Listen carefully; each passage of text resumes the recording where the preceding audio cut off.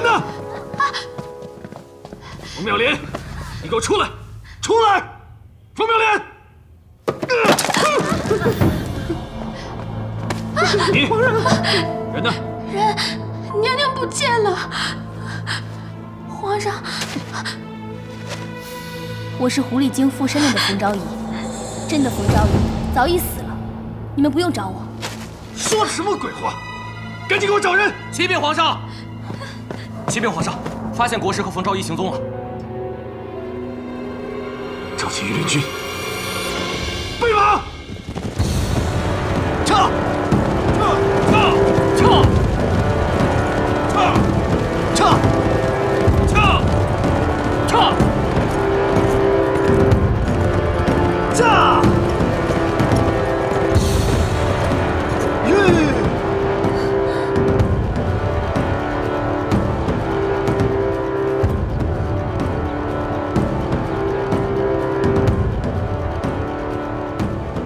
应该就在那儿了。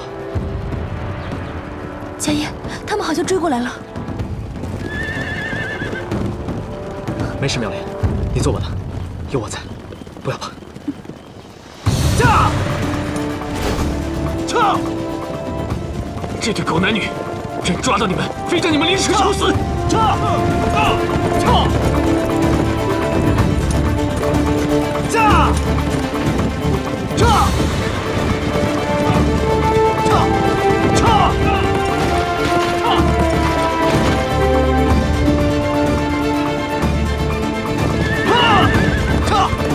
别怕，别回头！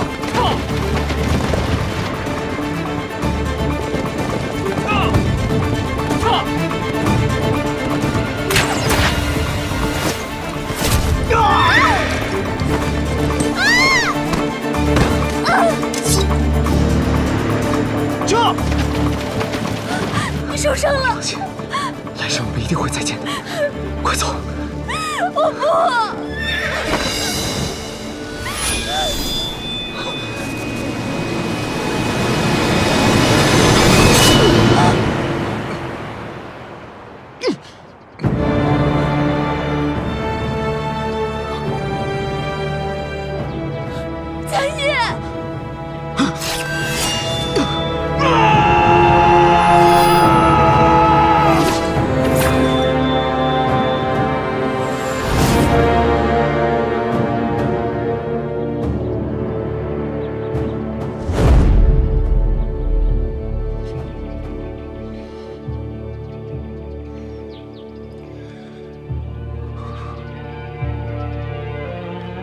跟朕回宫！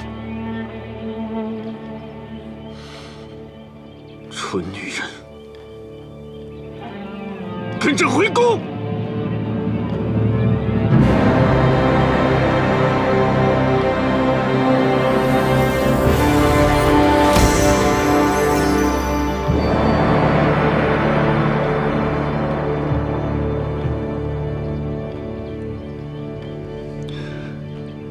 快走！走！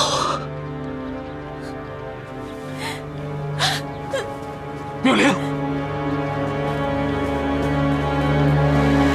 妙莲，妙莲！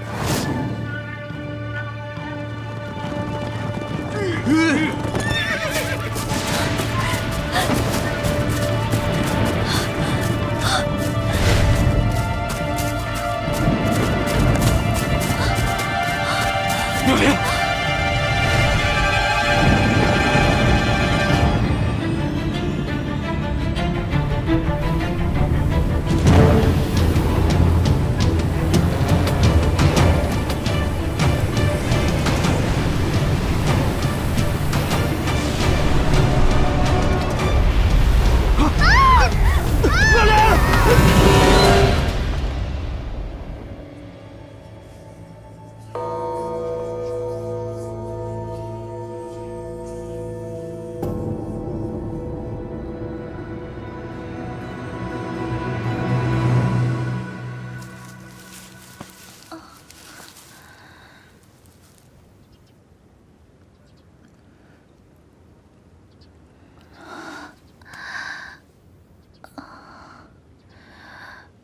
我这是在做梦，还是现实啊？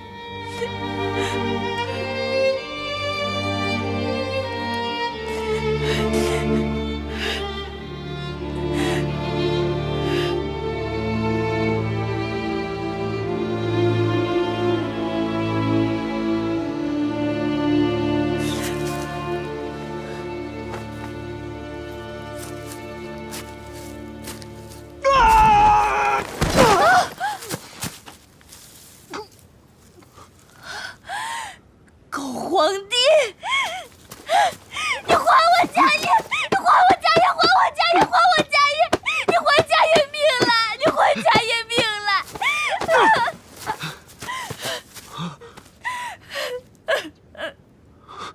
你还我家业命了！妙兰，你怎么穿成这样？成何体统？家业，家业身为佛门弟子，居然勾引朕的妃子，亏朕平日里对你那么好。你居然做出这种伤风败俗的事情，你有没有一点羞耻心呢？暴君，暴君，暴君！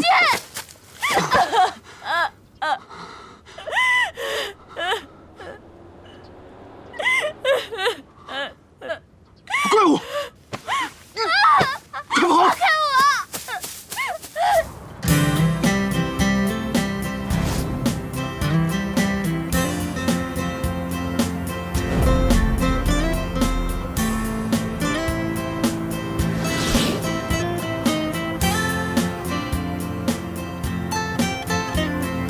放开我！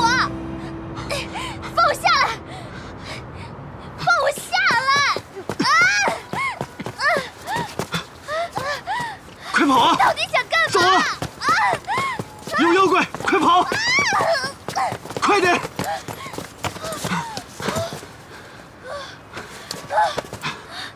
你干嘛呀？妙莲，朕怎么可能丢下你不管呢？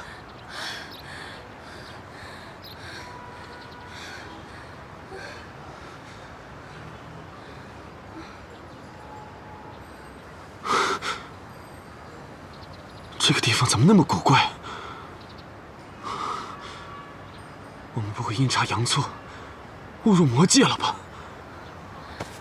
大哥，你面对现实吧，这已经不是你的那个朝代了，现在是我的地盘。这个地方这么古怪，这么可怕，快跟朕回宫！快！回什么宫啊？回宫你就要处死那个妙莲啊？国不可一日无君。你不是早就立了太子了吗？你驾崩了，太子就可以继位了。不要以为少了你，世界就不行了。你这是大逆不道！你在诅咒朕吗？你不怕朕灭你九族吗？灭我九族？我还灭你九族呢！你以为这是你的皇家大院啊？你爱去哪儿去哪儿，没空理你。你，妙莲，等等朕！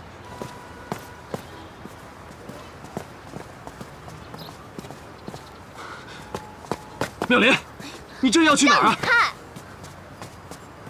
是不是家业做法把朕吸到这里的？他是想害死朕。不提家业还好，就是你害死他的，就是你害死他的！贱人，现在还护着奸夫！你居然敢咬朕！你敢掐我就敢咬你！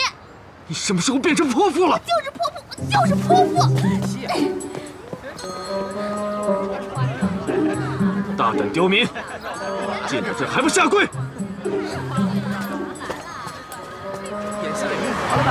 朕要诛你们九族！哎呀，拜托你别再跟着我了，我又没有监护责任，也没有抚养义务，你跟着我干嘛呀？朕就要跟着你。你说的朕听不懂，朕只知道是你把朕带到这种乱七八糟的地方的，你得负责到底。在古代的时候你就纠缠我，到了现代你还死皮赖脸的跟着我。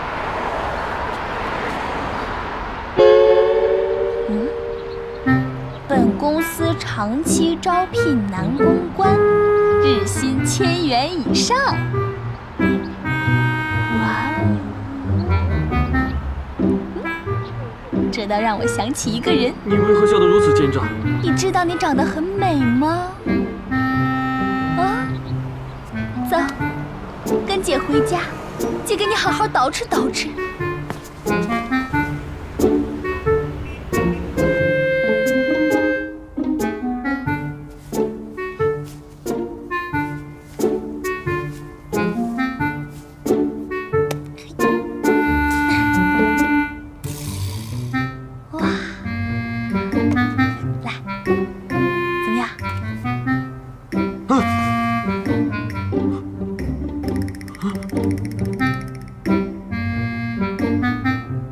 这是什么打扮？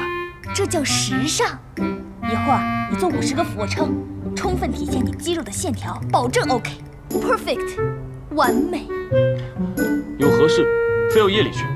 哎，这个你就别问了，记住你的代号，叫李皇帝。李皇帝？这算什么名字？朕叫李欢。姐姐一会儿就带你去寻欢作乐去，起驾。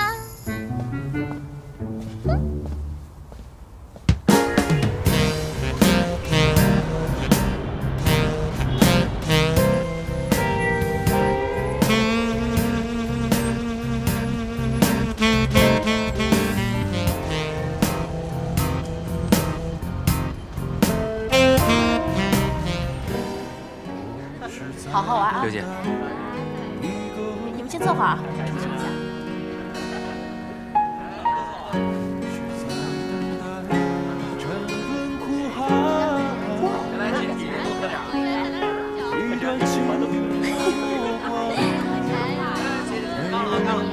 怎么样，美女够多的吧？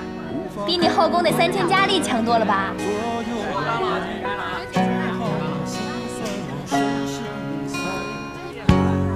这工作呀，就太适合你的爱好了。你就把这当成你的后宫，你就会觉得工作又轻松又愉快。嗨，你在这等我一下，我马上就过来。乖，就去一会儿啊。慢慢喝。刘姐，哎呦，好久没见到你了，贵客呀。哎呀，刘姐，你这是越来越年轻了。瞧你会说话的，这嘴真甜啊！对了，刘姐，说正经的，我今天啊给你带来一个大帅哥，是哪儿？包你满意。怎么说的呀？就是他。他妈妈生病了，家里急需用钱，你就多照顾照顾。要有什么地方做得不好，你多多包涵啊。哎呀，没事没事。哎，看那外形跟气质还挺不错的，你放心吧啊。跟我刘姐保证没问题，一定不会亏待她的，放心吧啊！哎呀，放心吧。李花，李花，过来，来，过来，过来，小乖乖，过来，来，过来，过来啊，过来呀！我给你介绍一下，这个是刘姐，从今天开始呢，你就在这儿工作了。有什么不懂的呀，多跟人家学学啊。我先走了，加油！哎，你走了？不，去吧，乖。不，哎呀，走吧，过来，来，害什么羞啊？过来。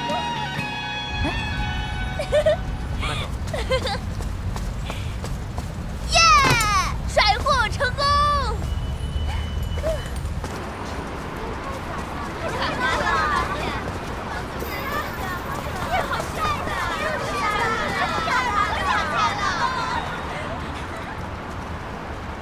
哎，你说这千年不遇的学霸，人长得这么帅，还让不让人活了呀？就是啊，心理学什么的一点兴趣都没有。我就是想见他，这么帅呀！时间差不多了，咱们进去吧。的酒。来干，今晚硬货。来，干了啊！好。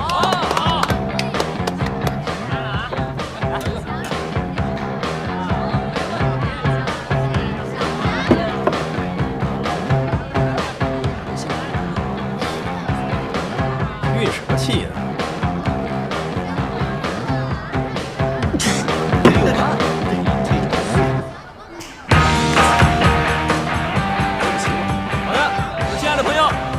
晚上好！再次感谢我们的帅哥美女光临我们的江南秀音乐会所。衷心的希望我们全场的朋友喝得开心，喝得愉快，祝愿你们拥有一个开心而浪漫的夜晚。感谢朋友。我们来此作甚？饮酒吗？第一次吧，来这儿都是赚钱求包养的。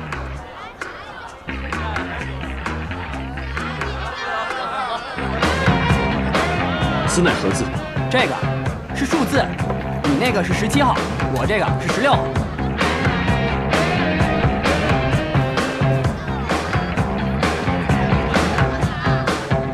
来，感谢来自我们5号桌的张姐，还有好漂亮的美女啊！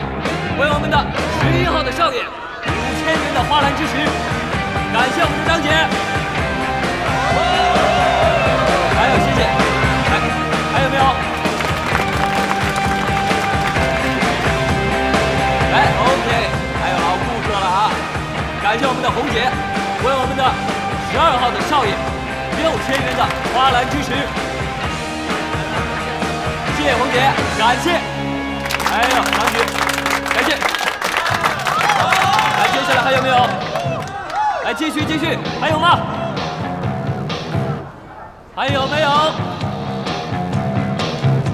好，3号，感谢。来，我们的5号少爷。5号，到你了，走啊！好嘞。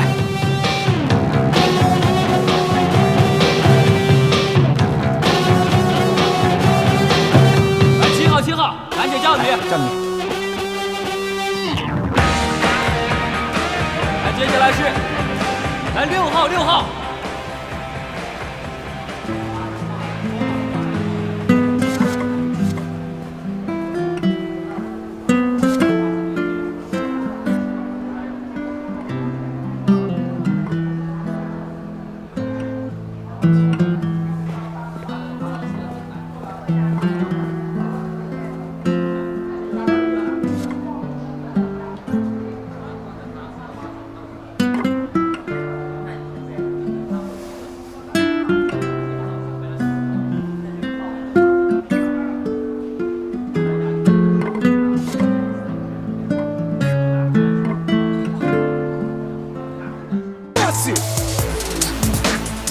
一会儿等陈姐来了，你们都给我好好招待招待啊，多哄她开心，可少不了你们好处。放心吧，刘姐。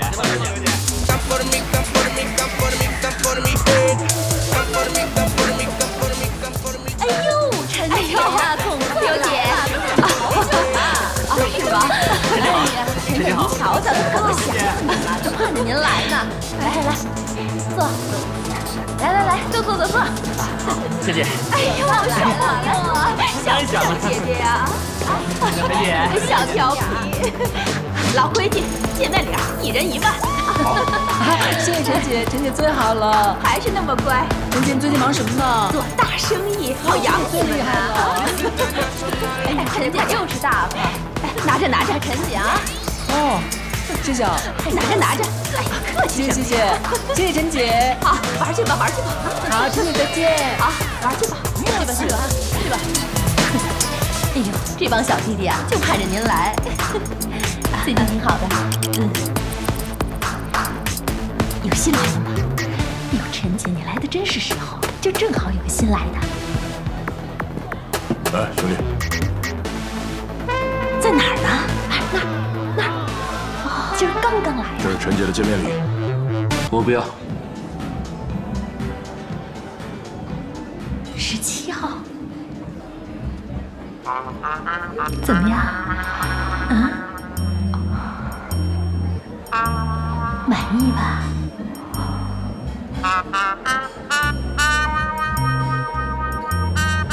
他就是新来的吗？是啊，今天刚来的，17号。那可是上等货，一看就是新来的。叫他来，刘姐。哎呦，陈姐，谢了啊。哎，好好伺候着，慢慢玩啊，玩得尽兴啊。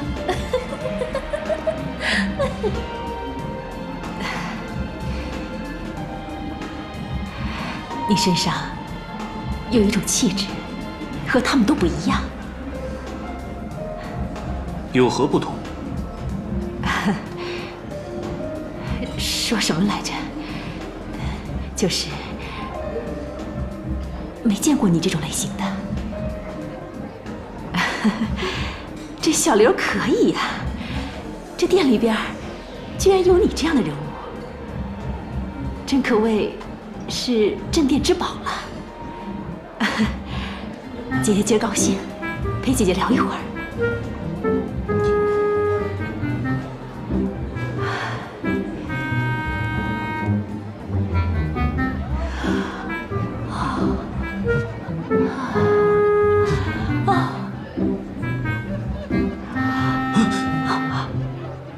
好，我知道，我知道。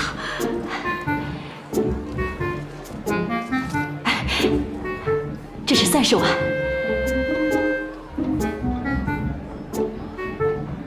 我不收，我不是。你是嫌这30万少？啊，我明白，我明白。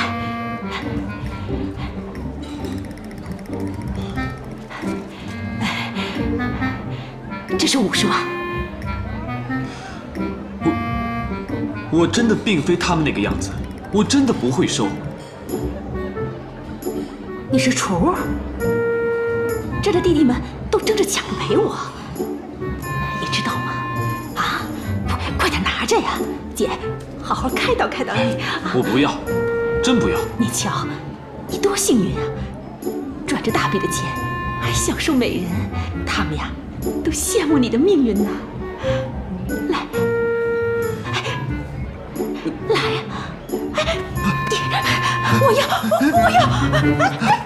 别走！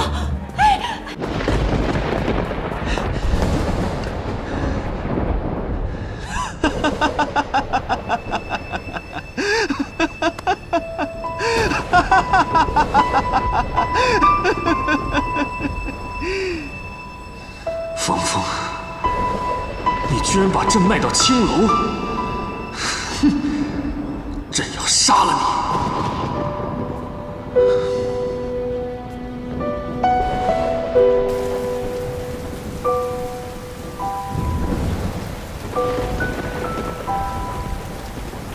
芳芳，你好狠心，你巴不得摆脱朕，对不对？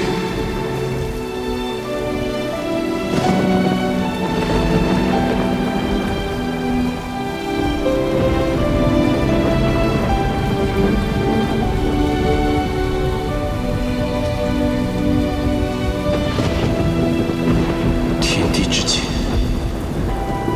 朕究竟应该去哪里？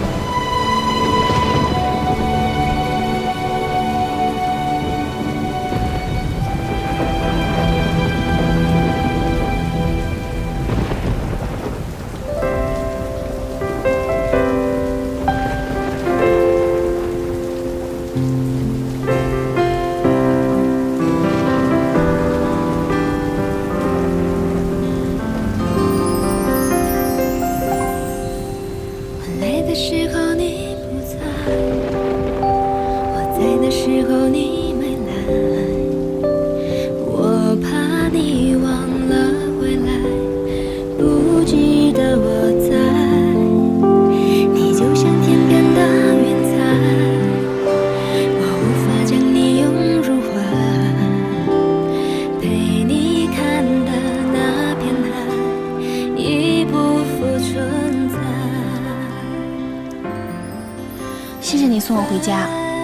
我应该谢谢你，谢谢你陪我雨中散步。早点回家休息吧。你先回去吧。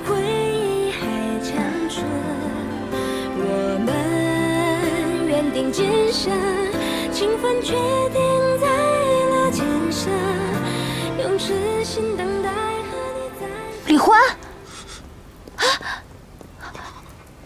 李欢，你怎么在这儿啊？我喝了。怎么了？我要回去。走。李欢，我要回去。哎，小心！你慢点儿。小凤，你先去开门吧。妙芝，来，妙芝，快来救朕！快来救朕！妙芝，来救朕！来救朕！妙芝，快来救朕！小凤，他到底是什么人啊？救朕！我表哥。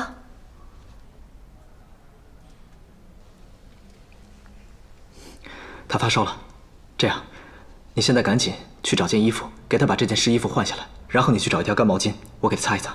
嗯。啊。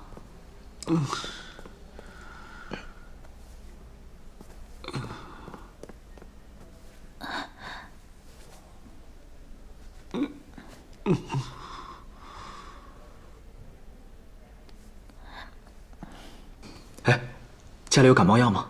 没有。这样，你去把这个毛巾给湿一下，然后给它放在头上。朕要回宫，朕要回宫。家业，你这淫僧！来了。朕要杀了你！给我。哦，给他把被子盖上吧。嗯。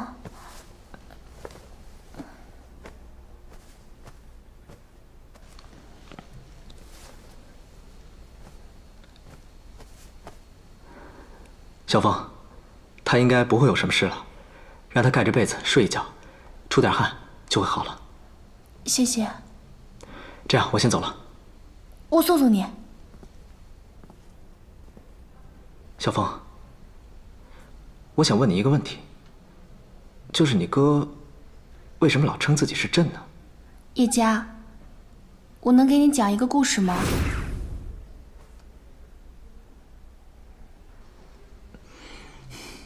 有一个女孩，自己出门去旅游，在到达莲花山大天坑的那个地方的时候，突然有一股龙卷风把她卷入其中，通过时光隧道，就回到了古代的皇宫中，稀里糊涂的就成为了皇上的妃子。但是女孩并不开心，因为皇上的几个妃子百般的陷害她。后来女孩得了一种怪病，皇上就将她送到了皇家的家庙去养病。在家庙中，女孩就遇到了一个和尚。那个和尚长得和你一样。在和尚的精心照顾下，女孩的病渐渐就康复了，并且也深深地爱上了和尚。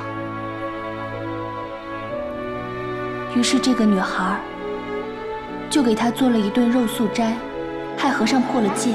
尝尝我做的素斋。在一个雷雨交加的夜晚，女孩和和尚终于发生了肌肤之亲。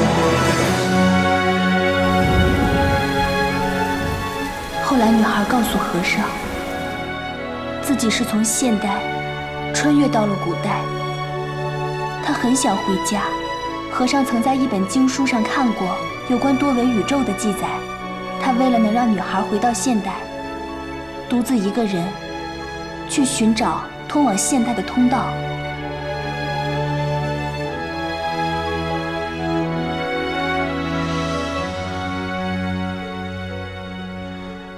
芳芳，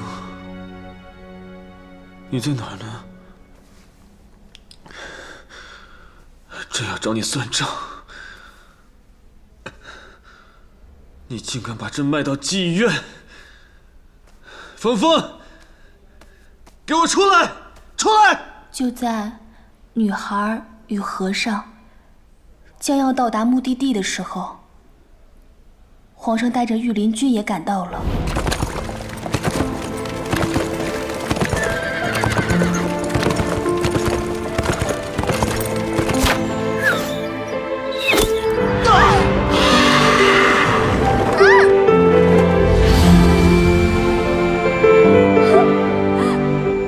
皇上用剑刺向了和尚的胸口，女孩似乎听到了和尚骨肉分裂的声音。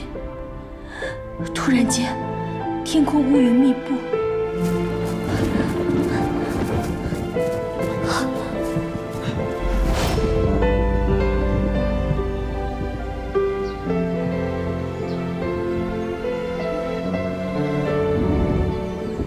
皇上跟女孩就一起穿越到了现代。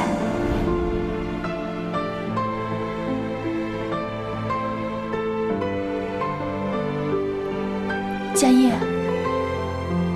家业，啊，对不起，叶家，我叫错了。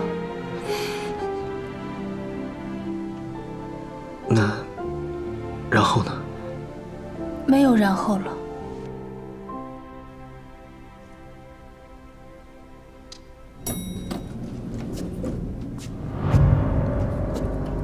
贱女人，你竟然把我卖到了妓院！你是为了跟他私会吗？你还是想跟他走？你现在赚钱了，自立了，我们互不相欠了。你是不是看到那个银僧就看我不顺眼？你这个水性杨花的贱女人，我就偏不让那个银僧得逞。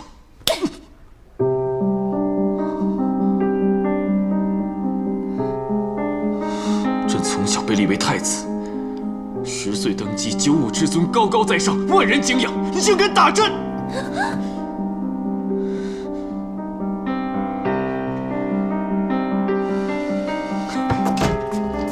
你居然为了那个奸夫，在朕生病的时候打朕！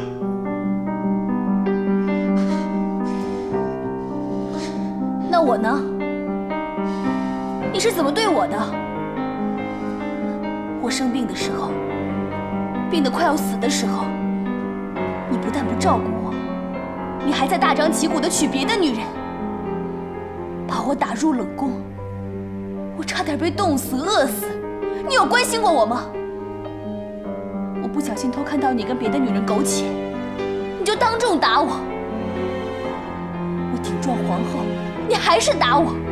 你一次一次又一次地打我，你这叫关心我吗？什么叫水性杨花？什么叫奸夫？什么叫贱人？哼！要不是家业治好了我的病，我死的时候，说不定你在跟哪个女人叉叉圈圈呢。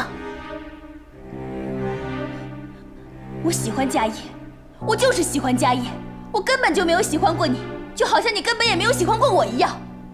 冯昭仪只不过是你几千个老婆中的一个，你喜欢陈皇后、八美人，所有的嫔妃。你要是真正的喜欢冯昭仪，你怎么会同时喜欢上那么多的女人？你没资格跟我讲喜欢与不喜欢，那不叫喜欢，那叫滥情，不，叫滥性。冯昭仪只不过就是你的泄欲工具而已。我告诉你，在皇宫里你蹂躏的那个身体，不是冯峰的，是冯昭仪的。我跟你半毛钱关系都没有。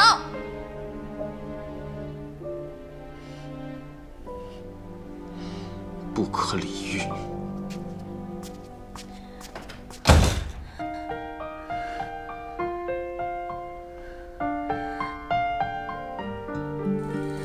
你放手的决定如此干脆，穿过山关上门头也不回。惨白的月光下，尽是狼狈，竟是被晚风打碎。握不紧你的手是我不对，太用心的面对让你太累，无端的去回忆徒增伤悲，我独自不醉不归。我哭泣的眼泪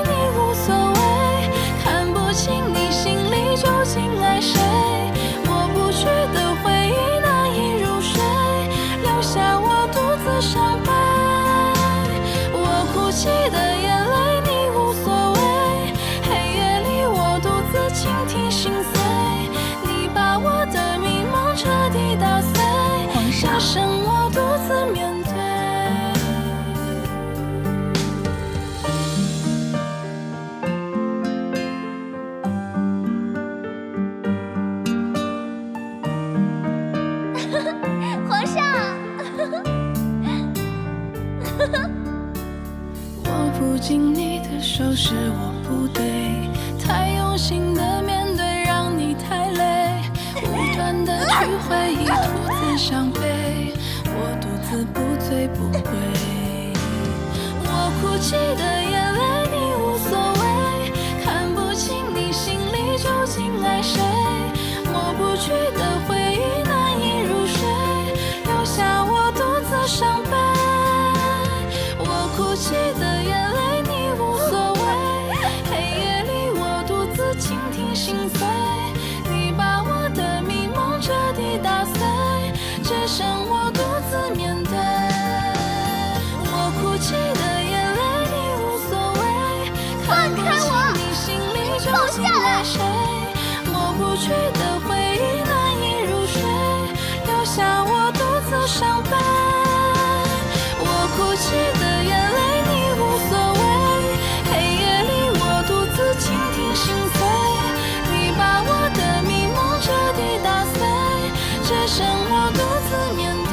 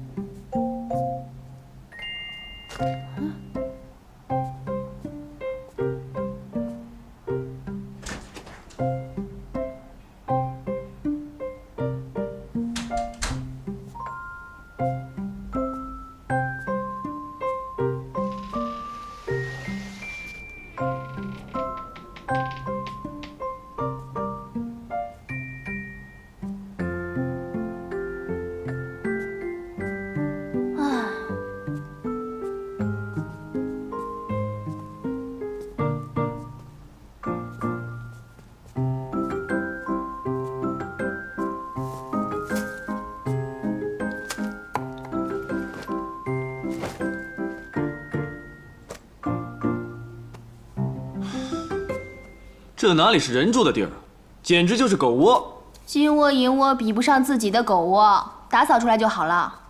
你扫地，我擦。朕乃九五之尊，高高在上，万人敬仰，我才不干！这么脏的房间，我一个人怎么打扫啊？这是奴婢干的活。狗皇帝！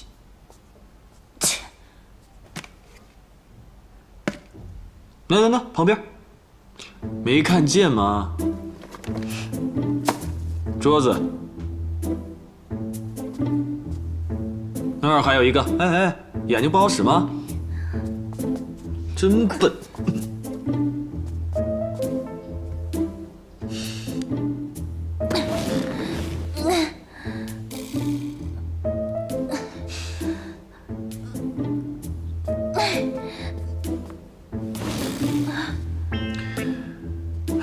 以后没本事就别逞强。你有本事你干啊！我是一国之君，我能干这活吗？李欢，我告诉你啊，这房子是我租的，钱是我花的。你要是想住在这儿，要么扫地，要么滚。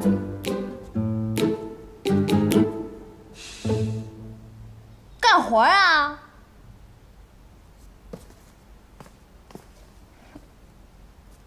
那。扫，对，就这么扫，那儿有个粉色塑料袋，那儿没看见吗？那。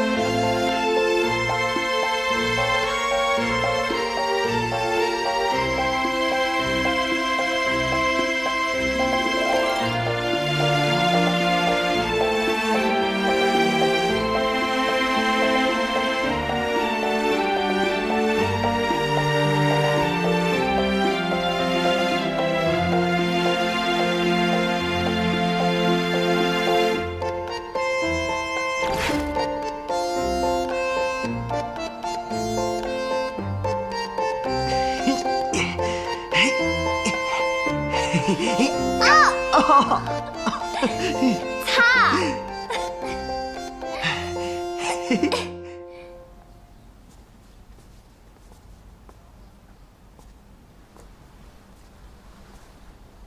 居然偷吃我零食，好不好吃啊？我的零食好吃，还是你皇宫的美食好吃啊？味道特别怪，不知道吃进肚子里安不安全。你把我零食全都打开了，那我吃什么呀？我饿了。你想吃什么？我想喝甜甜的豆浆，香脆的油条。油条乃何物？自己出去问，快！哦。1、2、3。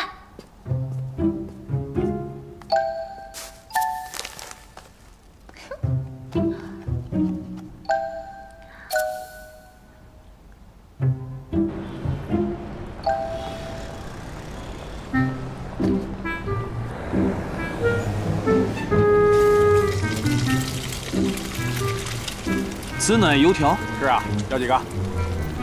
我要4个。好，那给你钱。好。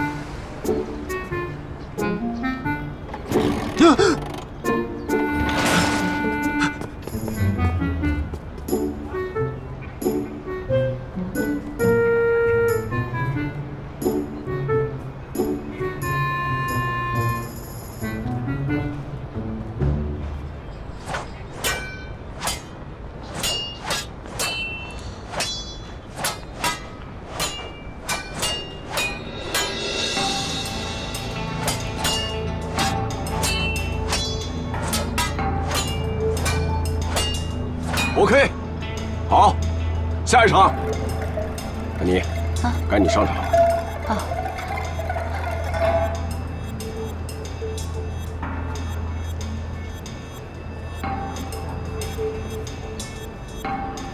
你们两个，跟你们讲啊，这场戏呢有一个接吻的镜头，你们两个接吻的时间呢要长一点，明白吗？明白了。好，就这样，各部门准备了。拍了啊！各部门准备，做好准备啊！哎，导演，那我们就实拍了啊！啊，实拍啊！来，好，准备，现场保持安静，准备啊！保持安静啊！准备，好了，可以了。什么戏啊？哪那么多废话呀？看就是。开始。皇上，安妃啊，好久不见了，让朕好好看看。哎呦，爱妃啊，多日不见，你怎么瘦了？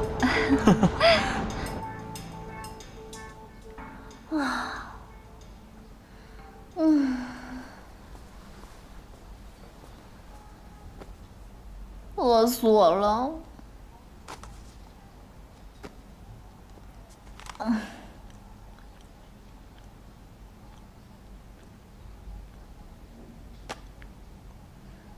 狗皇帝怎么还不回来？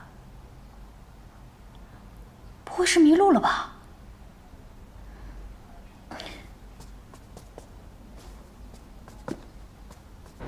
让朕抱抱。妙芝，住手！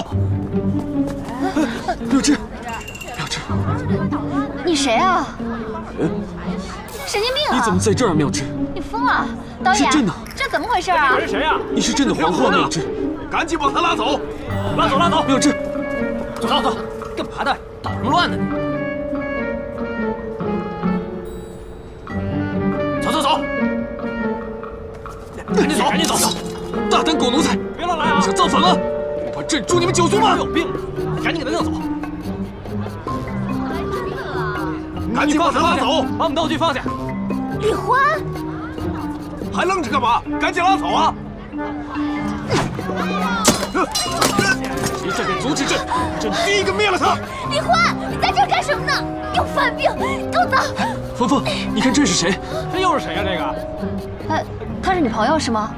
赶紧走，赶紧走，带走啊！妙芝，什么情况啊？这个？干嘛？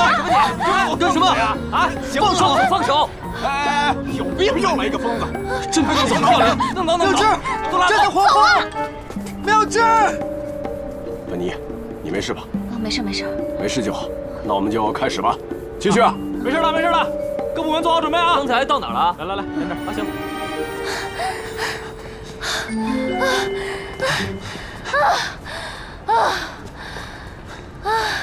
你干嘛跑啊？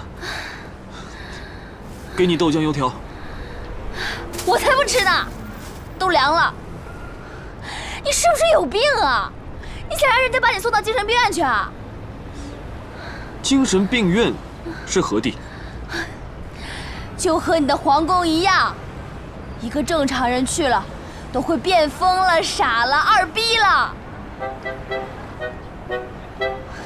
小公狗，可算见到你日思夜想的皇后了，开心死了吧？可是他根本就不认识朕，她是朕的陈皇后吗？瞧你那副失魂落魄的样子，哼，跟段正淳一个德行。段正淳，何许人也？就是宋朝云南大理国的王爷，他有很多个女人，一段时间就换一个，对每个女人都是真心真意，对她们殷勤备至，情真意切。他总有办法让女人觉得自己才是他的最爱，他的唯一。但实际上呢，他有很多的最爱和唯一，像不像你啊？这就对了，男人就应该三妻四妾。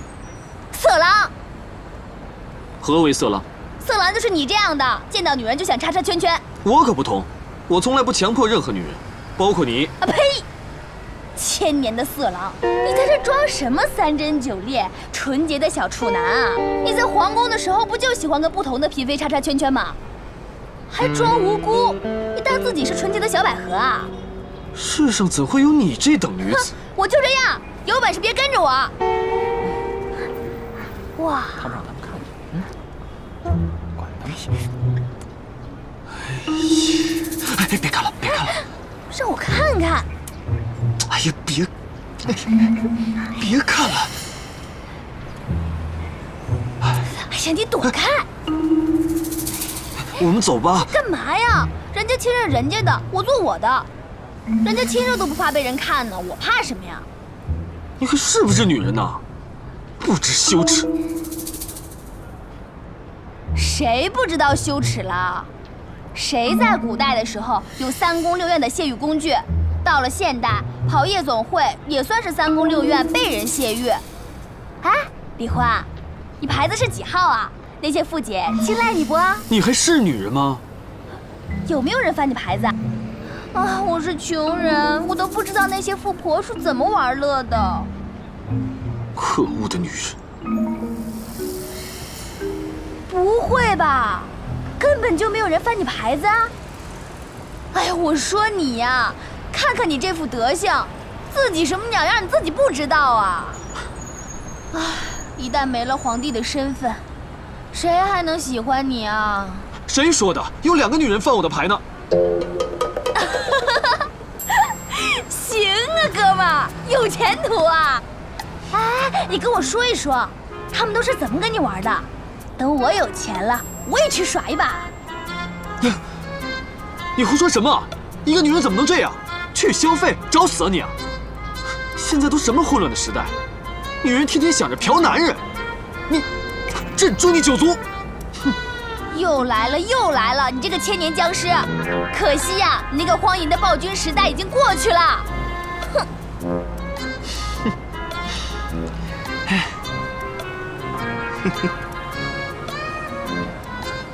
干嘛？笑得那么淫荡？你吃醋了？我吃醋？我呸！你当你是谁啊？别以为谁都稀罕你，你是我什么人啊？我是你丈夫，天经地义的丈夫，嫁过聘的。滚！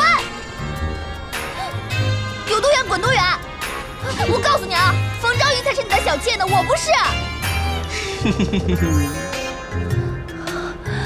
你这副臭德行，让我想起了鸡爪子。你想吃鸡爪子？我去给你买。还不快去！去啊！好香味儿的！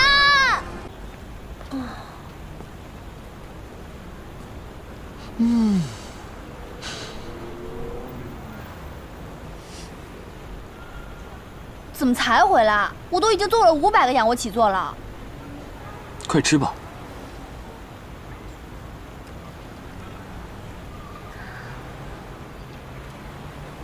你也吃？哦。真贪吃。你不贪吃，你还吃？啊！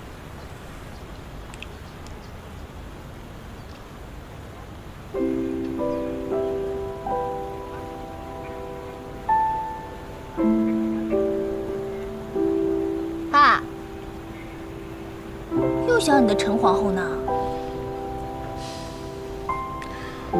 他不认识我了。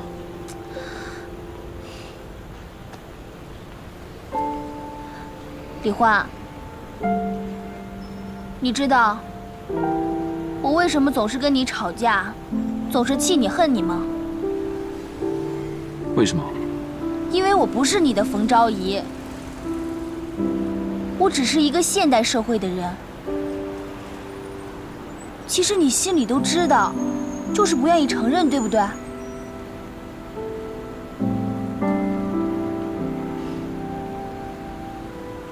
？1年以前，我独自去旅游，去了莲花山大天坑那个地方。突然，来了一团黑漆漆的乌云，一阵龙卷风卷过，不知道怎么回事，我就被卷到龙卷风里了，然后就听到了水声，感觉快要窒息了一样。爱妃，爱妃。当我醒来的时候，就发现自己在水里，被人救了起来。然后，就听到周围不断的有人在叫我，冯昭仪，冯昭仪。原来朕的冯昭仪，真的已经死了。你只是附到了冯昭仪的身上。所以你知道。我根本就没有骗你，我在皇宫里说的那些话也都不是疯话。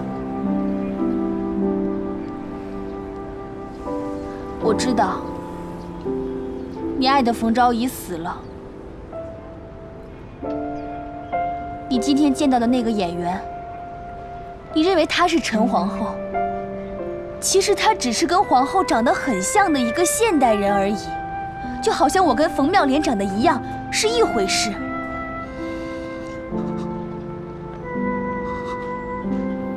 可是我有的时候又不恨你，因为你稀里糊涂的来到我的时代，我深切的知道那种滋味。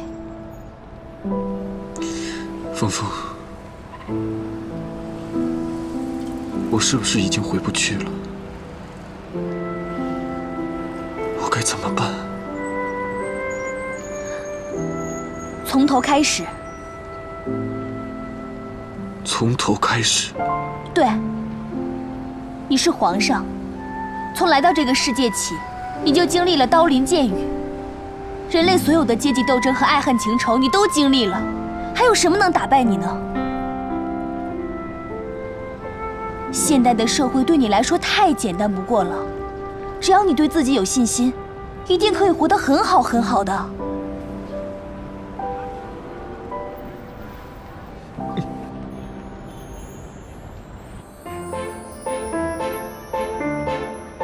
我们随便逛逛吧。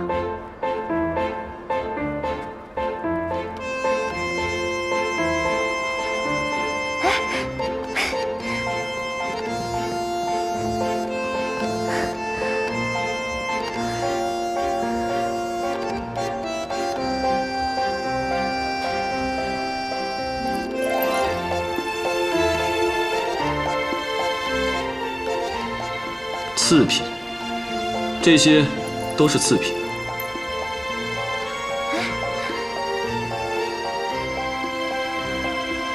这个怎么样？好看吗？走吧。啊，干嘛？有什么好看的？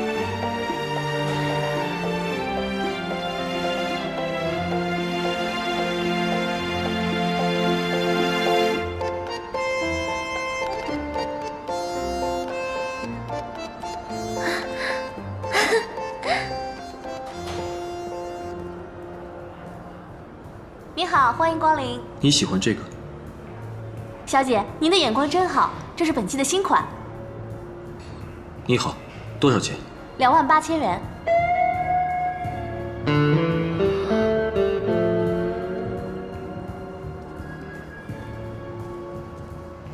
还有卖花的呢。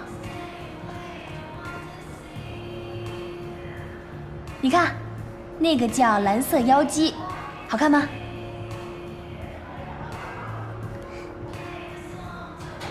这花多少钱1088元。那边那个也挺好看的，走。峰峰，虽然这些东西我现在买不起，但是将来我会把你今天看到的东西全部买下来，不，比你看到的那些还要好。那么贵，买它干嘛？吃不能吃，穿不能穿，又不是暴发户，啊，哪像你以前啊，那么多龙袍，每件龙袍都那么昂贵，比那裙子贵上何止10倍100倍。你才是最大的暴发户，土豪奢侈哥。朕的龙袍前后有4对五爪龙组成，每条龙上面都会缝着细细的东海珍珠。那得多少颗珍珠啊？1万颗，冬季的则是10万颗。哇！龙袍的面料呢是丝绸菊，耗时2年，极品绡丝，用的是金线3两，价值2万两白银。2万两，换成人民币得多少钱啊？我要是有一件龙袍，那就发大财了。龙袍没有，有盔甲呀。盔甲，用不上吧？我们这时代穿不上了。啊，腿好酸啊！我们在这坐一会儿吧。啊，峰峰，马上就到家了，要不我们去那边坐车回去吧？坐车不花钱啊，休息一会儿就好了。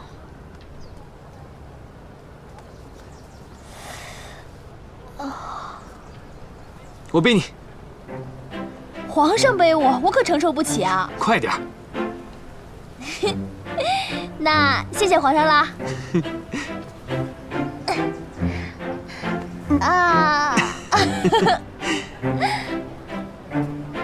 皇帝背了我，我好荣幸啊！李欢，你来这么久了，你喜不喜欢这里啊？鬼才喜欢这个地方。你是不是很想回去啊？我失踪了这么久，太子估计也继位了。我回去之后，必定会掀起一场腥风血雨。如果你永远都回不去了，你最想在这个世界上做什么呀？成为世界第1富豪。峰峰，你呢？我想挣500万，然后买一套大房子，就不用经常搬家了。还要一个很大很明亮的书房，大大的书桌，大大的书柜，还有一个漂亮的花园。你就这点志向，没出息。我还想找一次牛郎。嘿，你还敢说？还说？嫁！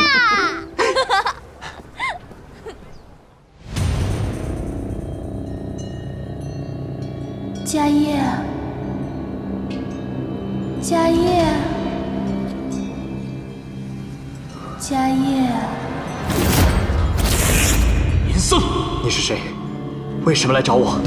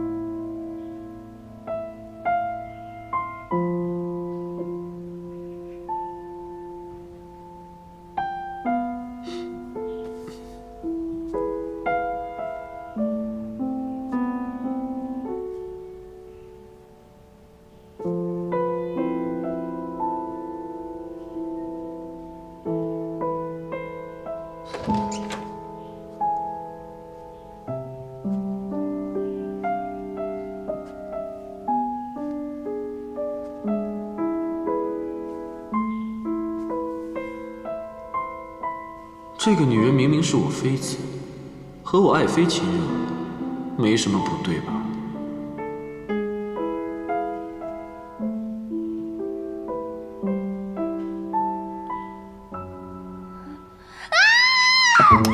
干嘛呀？小公公，你信不信我把你打成国公公？